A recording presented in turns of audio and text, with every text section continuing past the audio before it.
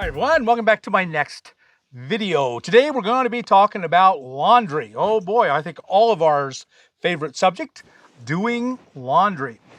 In the past, I've gotten a lot of questions about laundry. Bob, how do you do laundry on the road? And my answer has always just been, I do it exactly the same way I did it when I was in an apartment. I went out to a laundromat or to the laundry room down in my apartment building and did my laundry. On the road, I just go to a laundromat. They're everywhere. There's no shortage. You go into the laundromats. It cost me about $5. I have a lot of clothes, and so I build them up. I can easily go a month without doing laundry. I also think that we wash our clothes too much. We actually damage them. We wash them so much. So my answer has been, I just go to the laundromat. It's just that simple. But a lot of people, don't aren't very enthused about that answer. It takes a while. And so there's always been people who have looked for an alternative to the laundromat out on the road.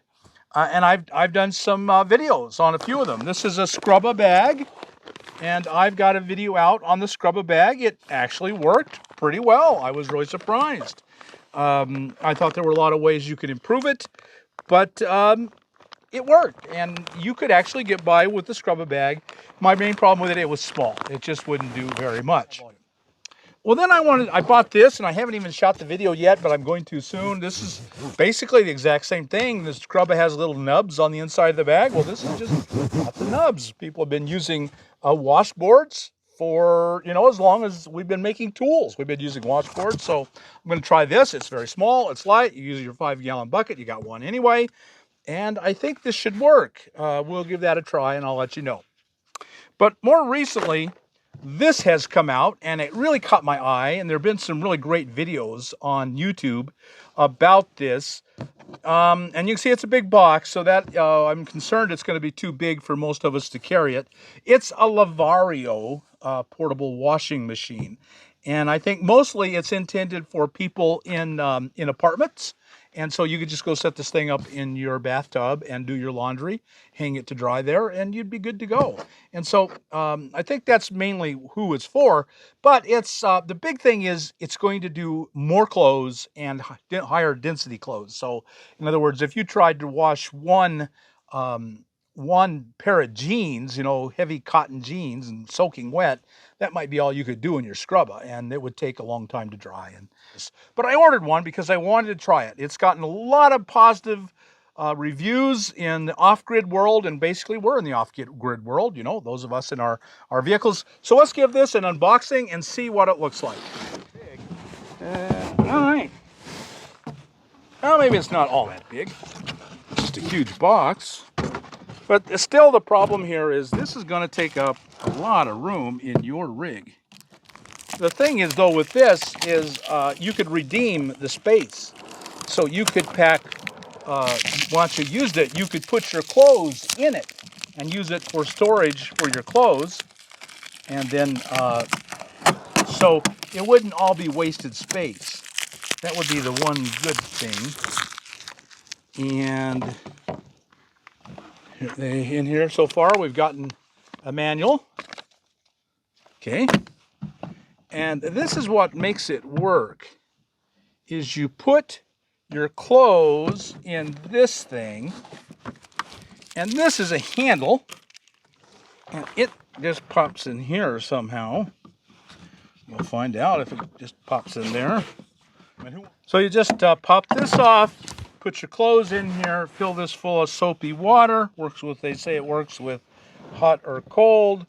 You put this back on. You secure it. You just pump it using these things. You line that up with it, and you just pump it up and down. It goes up and down, and as it goes up and down, you force the water through it. Space. So it's super, super simple. It's this bucket and handle and another big bucket, and that's it. That's the whole shooting match right there. It's big. The only thing, it's not heavy. It doesn't weigh anything. It's expensive. This is $159. Well, that's an awful lot of money for, just a big plastic tub, really. But we'll find out how it works. So stay tuned. Let's go use this thing. So we've unboxed this thing. Now we're actually going to use it. As I've showed you before, it's just a big hollow tube. This, you see a tripod here. I've got a camera pointing down, so you'll be able to see what I'm doing from above. It's a little distracting, but you can live with it. And it just goes in here and slides up and down, as I've showed you before. And I figure if you did 1 week's worth of clothes, so you did laundry once a week, that wouldn't be too burdensome. I think that would be pretty bearable for me. I could do that rather than build them up for a month and then go to the laundromat, which is what I do instead. So let me tell you what I'm considering a 1 week's normal use of my clothes.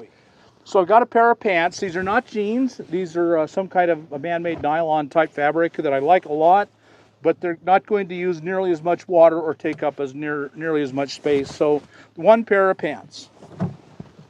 I've got a t-shirt. I got, let me get my other t-shirt in there. So I got 2 t-shirts.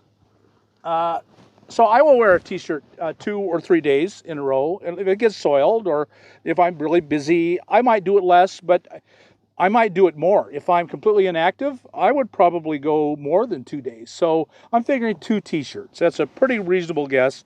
Pair of underwear, pair of underwear, pair of underwear. Underwear is something you're going to change more often. So I'm going to say 3 pairs of underwear. I'm going to wear them 2 days each, and then at least 1 pair I'm going to wear 3 days. Socks is something I change more often. I have a lot of socks. I bought like a 12-pack of these off of Amazon. And so I'm going to put in 2 pairs of socks. That's still 3 days, 3.5 days per pair. I think that's a pretty reasonable amount. And I'm going to put in a washcloth because I'll go through at least 1 washcloth every week. And I'm going to put in 1 handkerchief because I use handkerchiefs. So that's the amount in one thing. Hopefully this camera above me is working. And that's the amount of 1 load. And I don't know if that's too much or too little. This is the first time I've used it, so I don't know yet. So what they want you to do is then to take your clothes out, put the water and the soap in, switch them around. I'm going to use Dr. Bronner's. This is the 18-in-1 hemp tea tree pure Castile soap with organic oils. I think I'm going to dump this out, and I'm okay with dumping out Dr. Bronner's. I wouldn't drink it, but I think I've heard that you can actually drink this stuff and it's not going to kill you. I don't think it's going to do the desert floor any harm. So I'm going to put them in 1 gallon at a time, and then we'll know exactly how much water I put in. That's a big question too. How much water are you going to use doing this? I'm near town, so I just want to get this soap out of there because it's concentrated. Okay. Then I'm going to just dump it around so it kind of gets all mixed up just by the agitation of the water going in. Boy, 1 gallon was nothing in there. This is going to use a lot of water. 1 gallon. Ideally, I would have had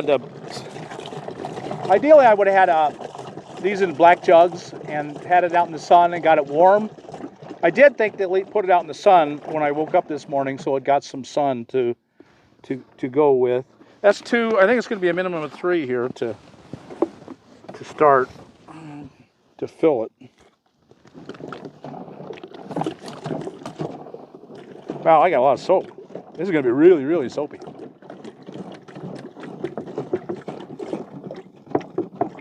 I think 3 gallons is going to about do it. Oh boy, that's heavy now. All of a sudden, it's very, very heavy. Okay, I think you're going to need 5 gallons on the initial cleaning. And I am barely going to have enough, I don't know if I'm going to have enough water.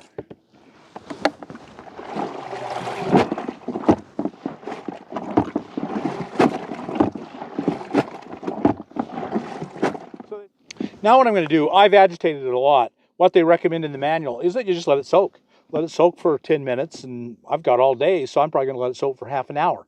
And then I'll come back and agitate it again, so that between the soaking and the agitating, I'm getting an awful lot done. But I think this is really, yeah, it has to be that much water, because now I can really see it forcing it through. At any rate, I'm going to let it set for half an hour. It's at 11:30 my time here in the desert. And at 12, I'm going to come out and do this again. and then we'll take it from there. I think these clothes are going to get exceptionally clean. This was not difficult. It used a lot of water. I still have to rinse these things. And that'll probably use at least 4 more gallons. So I'm looking at 10 gallons to do a week's worth of clothes, and that's an exceptional amount. So we're back. We took more than 10 minutes. We said, well, let's just take lunch. And so we stopped, we made lunch. It's been, oh boy, it's been close to an hour and 20 minutes. But so what? I think that is a good thing. Let the water and the soap do the work for you. So we agitated it a lot before, just practicing, and it's not hard.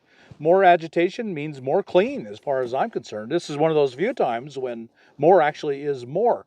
So now I've let it soak for a long time. I'm going to do it again, and we'll see how it comes out.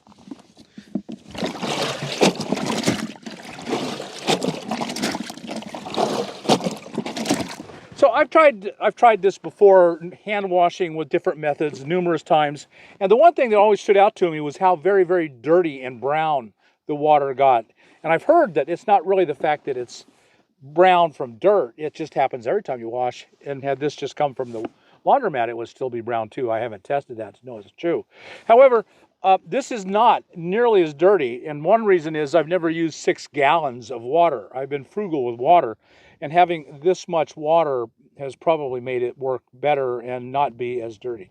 So, but now we're done. As far as I'm concerned, it's washed well. We're ready to go on to the rinse cycle. And so draining it is super simple. It has just a standard garden hose attachment right here, and you take it off. Now I could have put a garden hose on it, but I don't have a garden hose. Lift it out, and now I'm just going to put the clothes in on the bottom. So I just put all the clothes down at the bottom, and now that I'm going to squeeze them. So let's watch the water and see if any more extra water comes out. So I'm just pressing down, and I can see water coming out. It's not a huge amount, but it's some.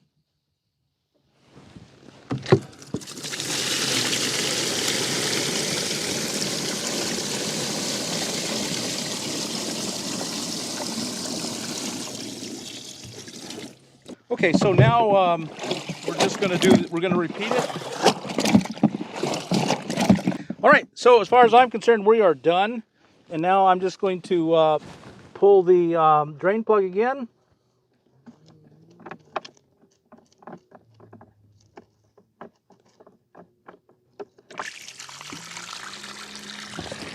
Oh yeah, and the water is completely clear. Very, very good. Okay, so now what I'm going to do is I've got the clothes washed and dried. I'm going to give them a final wring here. I'm going to throw them on this.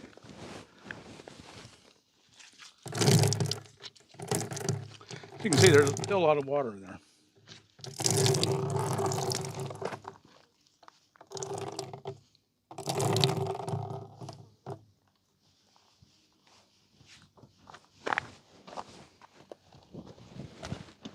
Okay, so I've jury rigged up a line here. It basically goes from my mirror, and I've an ambulance, and not many of you are going to have an ambulance, so I just opened my doors and ran a line from that mirror around to the back of the ambulance. I had plenty of paracord, and I'm using bungees at either ends to make it taut, and I just take up some space with the bungee to get it taut. When I did the scrubba bag, I showed you how I made a line basically exactly the same way using a regular van. You just use the mirror, which sticks out way past the side of your van, and you open the back door, which sticks out a long ways past the back door. And I ran a line between the back door and the mirror, and that worked really well. So if you need to create your own line, all you need is paracord and a bungee, and you can easily make your own line on any van. So watch this video and you'll see how I did that, but I just jury rigged this up. Hanging it is no bigger deal. I bought some clothespins off of Amazon, or Walmart sells them. Just go to Walmart and buy clothespins. You know, it wasn't a hard job. It was the first time I'd used this tool. So far, I'm very, very impressed, but we'll come back and I'll give you my final conclusions here in a little while. So they're almost dry, not quite, but that just varies, depends on a lot of variables on where you're at. Let me give you my conclusions. I've used a lot of these do-it-yourself, manual, stay-at-home laundry systems, and I've not liked any of them. I would never have given thought to using any of them. This is the first one that I've liked enough that I would actually consider it as a possibility. It's got a couple of big knocks against it. First, its size. Of course, this goes inside, but it's tall. Even when this is inside it, then it's tall. And I found I have a place for it in my ambulance, but this height is really a problem. In fact, it's too tall. I had to take it out. But then now I've got this as a storage. So I've got nice storage in here, nice storage in here. This could be my used clothes. When this was full, I knew it was time to do laundry. So that would work really well, but it takes up a lot of space. And if you're in a van, boy, I don't know how you're going to fit this thing into a van. However, if you're in an RV, I think this is something I would give a lot of thought to. You could store it in your shower. You can use storage in the shower. It'd be the great place to use this in your shower because it's going down into your gray tank. But I think it would work really well. I thought it worked well. The clothes came really clean. I didn't think this was hard. It used a lot of water. So in an RV, that isn't so bad. I mean, I use 10 gallons. If you have a 30-gallon tank in your RV, you're going to use a third of it on one laundry. And so that's something to give serious thought to. Now, for most of us, I carry 11 gallons, 12 gallons with me all the time. I only had 10 gallons on board. I have a half gallon left. So tomorrow, I've got to run into town to get more water because now I'm out of water. So the use of how much water it's using is a pretty significant issue to me. So those are the pluses and the minuses. And to me, it's just the size of the thing and the water are minuses that you have to decide, can you make this work for you? And ultimately, for me, the answer is no. I've got the room in the ambulance, but I'm not giving it up for this. I'll just go to the laundromat once a month. All right, I hope you got something out of this video. If you did, like us on YouTube, subscribe to the channel, hit that thumbs up button, and we'll talk to you later.